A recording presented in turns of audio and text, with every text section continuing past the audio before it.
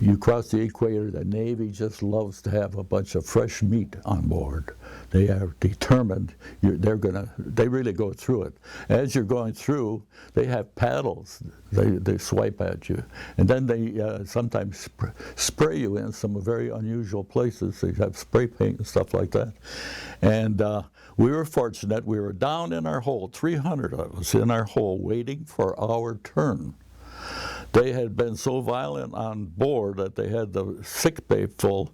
The sergeant comes down, and we're waiting. Oh, we're going up for our turn. He says, "Sorry, boys, they got the sick bay full. We don't have to go through." Wow, were we ever happy, you know. They went a little bit too far. They even beat the heck out of the poor chap, and he went through first, I guess. But like I said, they take you on the bridge. You have to walk the plank like the old pirate plank, dunk you into that tank, which is about 6 foot down, and then there's 2 Navy guys in there dunking you until you say, "I'm a pollywog," then they let you out. So we weren't looking forward to that.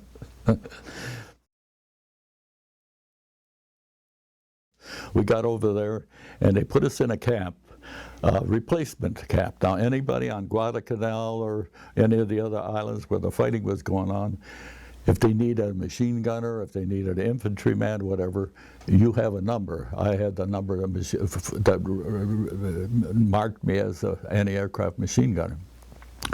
So when an order would come in from one of the islands where they were fighting that we need this guy or we need that guy, you would be shipped out to. It was a replacement depot is what it was.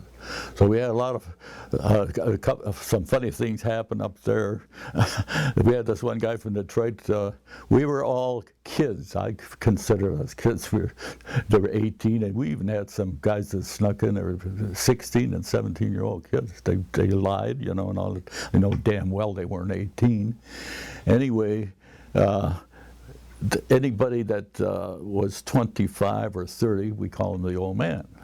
If you were 25 or 30, you went, "Go see the old man over there. He'll tell you what to do," you know, and all that. So we had Rickards from Detroit. He just passed away not too long ago. He was about 28 or 30. Well, they were good because they let us. They were able to lead us kids and help us kids get through all of this, you know. And Rickards were doing while we were in that camp. They had us doing all kind of building platforms, building new tents and stuff like that. Rickards says, "To hell with this." He says, "Let's get out of this." So every morning when they marched us across this bridge, there was a little stream running through the camp. We were at the end of the column. So he says, next time nobody was watching, we went off, dropped off from the end of the column. The column was going to be set up for work details. And he said, "The hell with it, we're not going to do any more of this crap." So we dropped off, went up the stream. We were actually, you know, deserters as far as I could see. We got up there and we found this little stream came out of the hills up in there, and there was just a nice little pool. We went skinny dipping, 5 of us. And they're all in there working their butts off. We're out there skinny dipping in this pool. So someone told me every noon they would make the shipping orders or who was shipping out. I says, "I'm going to go back to camp." I chickened out. They're still up there in the pool. I went back to the camp, and sure enough, the sergeant reads out, "Rickards." I said, "Here." "Schultz." "Here." I answered for about 5 guys, and there were all the guys that were still up there. Anyway, the sergeant was madder than hell. He said, "Where the hell are you guys?" And who answered for him? "Oh, God, please don't let him find out it's me," you know. So I immediately went back up there, and I said, "You guys are in big trouble. That sergeant is probably waiting for you." Sure enough, we come back, and he's one of these old-time Army, even had the old hat with the red band on it, you know, and all that. "And just where all you gentlemen this last afternoon," well, you know, going to say we were skinny dipping, you know. Anyway, he put them all on KP. I was the only one that escaped. Good thing I went back. And I was the only one that didn't call the ship, and here all the ones that were up there were the ones they wanted. So he made a little mistake there. If he would have turned them in, he would have, there would have been no problem. But he didn't turn them in, and if that would have come out, he probably would have got a real in trouble for not turning them in. He was a good guy. He put them on KP. About the third day on KP, Rickard says again, "The hell with this! I'm not going to do any more." So he was a real character, I'll tell you. So that's where we got shipped to New Caledonia.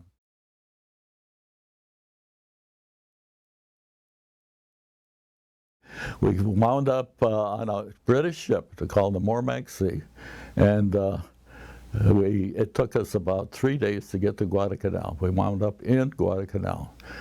And they were just preparing in Guadalcanal to go up the line to Bougainville to make the Marines already there, had made their landing already, but we were to come in and fill in and set up any aircraft because we were only about 300 miles from Raval, which was the Japanese biggest base at that time down in the South Pacific. So we get there to Guadalcanal. We were on a beach where all that fighting had been. We'd be digging up. There'd be a Jap helmet or part of a shoe or something. You had to be careful. They said, "Don't dig too deep. You might hit a mine or something like that." So it was kind of scary. We were there about a week. We loaded up on a convoy of LSTs, which is a landing ship tank. It's real long, and you can drive, the front opens up when you hit the beach, and you can drive trucks and equipment. Well, we had 4 90-millimeter guns. We had about 3 or 4 trucks and a Jeep, and then all the accessory equipment, stuff like that. We get about just off the coast of Bougainville. The Japanese had figured if I have a map of Bougainville, we're going to land on the south end of it, which was pretty good. We went all the way around to the side, which was just a big swamp, is all it was. We landed in a place that they figured no stupid nut would even think about landing there. We stupid nuts came in and landed there. And the Marines were there, and they just had gone in just a little way. So we went in there, and here are trees, not like Fiji. Here are these banyan and mahogany trees, 100 and some feet high. Just a complete forest. So how are we going to fire these guns? We had to work on it for a couple of weeks, just getting the stupid trees down, so we could have some place where you could fire.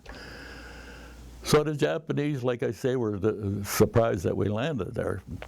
It took them 3 weeks. We didn't go in like most islands. They'd go in and wipe out the Japanese, and that was it. This island was 120 miles long by 50, 60 miles wide. There's no way we could have gone in and just pushed them out. We found out later there was something like 40,000 Japanese on the island. We were outnumbered probably 5 to 1, something like that. Anyway, they came. It took them about 2 months. We landed December the 4th, 1943, and the battle didn't start till April. So it took the Japanese that long to get through the jungle and start attacking our perimeters. So what we did here on the island, like I said, they didn't do on other islands. We had 2 divisions, the Maricel Division and the 37th Division, set up a perimeter. Let them come to us. Instead of us going and chasing them, we made them come to us. And then the battle really went. They started shelling us. They were invading on some places on the perimeter. We did something that had never been done. You've probably heard about the 88 gun that the Germans had. This 90 that we had, I feel, was just as good, although it was not mobile. The 88 was just, they could just move it. Our gun had to be outriggers unfolded and set up and leveled before we could fire it. So we took one of the guns up on the little hill facing where these Japanese were massing. And these happened to be the 6th Imperial Japanese Army that had been in on the rape of Nanking. These were seasoned soldiers. They were not new. They had been, in China fighting a couple of years. Anyway, we had Admiral Halsey come up. He says, "I hear you guys are doing something with the 90. The planes, we kind of more or less got, the planes stopped coming. And we fired the 90 millimeter as a field artillery piece. 18-foot barrel, 2,800 feet per second, 3-foot shell. When that shell went out of there, it was whistling out of there and going to do some damage. Now you could set the point on the shell, either be a point detonating, it would blow up when it hit something, or you could cut a fuse on it so that it would blow up. What we really did the worst damage, they were all massing in there. We had the shells burst directly over them. They were killing them by having a rain of fire right on top of them. And we were doing pretty good, and things were going our way pretty good. And Admiral Halsey come up, he says, I hear you guys are doing something different with your guns. And we said, he came up, he had a BC scope, looked something like your camera there. Looked out, they said, well, Admiral, just pick a target.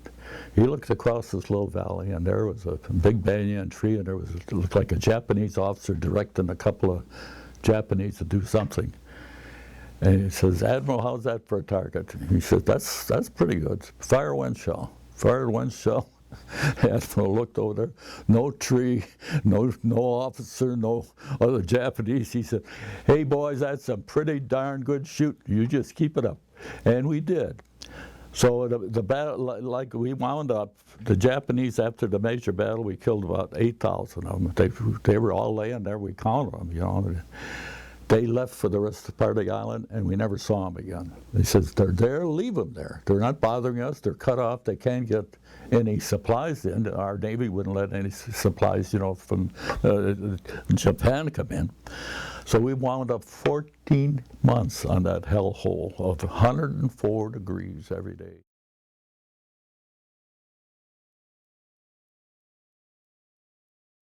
So once the war ended, we wound up running a POW camp. First of all, there was 8,000 Japanese still left. They had to go in and convince them that the war was over.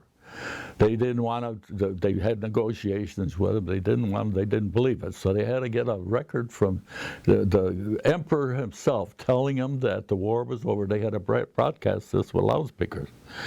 Then we went in to get them. They'd come in and bring their rifle with a shell in the chamber and a safety off, put it down.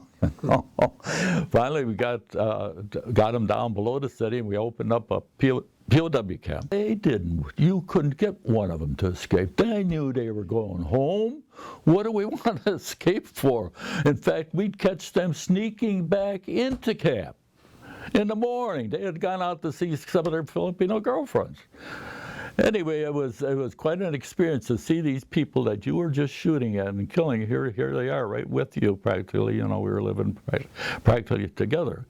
I was on guard duty one day, and corporal guard, and I was walking along the one fence, and this Japanese officer waved over, and I said, "What do you want?" I went over, and he says, "I'd like a cigarette." Perfect English. I says, "Where the heck were you?" He says, "I went to UCLA." Here's a guy, you know how you feel. There's a guy you're just shooting at and fighting, and here we're talking to just like two neighbors across the fence. So I did get his belt buckle. I don't know if somebody got it. I mean, he had a naval buckle. I got that, and I gave him a whole pack of cigarettes. He says to me, "Where were you? Where was your unit when the fighting was going on this island?" And I told him, way up in the northern tip, up on the road to Bogo, is the name of the little town. "Oh, yes." And I'm looking at him. He takes a stick, and in the dust at my feet, he draws the road. That's Bogo, and there's San Cristobal, whatever it was. And he says, "Here's the little culvert where you had your machine gun set up." I'm about to collapse. Here we were figuring, what a good deal we got here. And there's a guy, I said, "Where the hell were you?" He says, "Up on the hill watching you." Him and about 20 guys, they were trying to hold out till they got rescued or something. I says, "Why didn't you fire at us?" Because we'd come, he says, "If you would have come just about 10 or 20 yards closer, we would have been more or less obligated to fire at it." Well, that makes you feel good, you know. Anyway, he said that he had gone home. He had gone to UCLA, and he had gone home to his parents in Tokyo, October of 1940.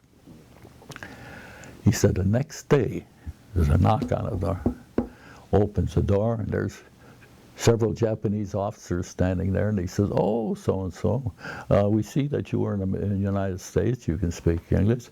The Emperor desires your service." He was not only drafted, he was just pulled right out the door, and they more or less insinuated, you know, or else. So he says, "Here I am." You know, it was something you can't even describe how you felt. You know, this is the guy you were fighting, and then here we're talking just like we're across the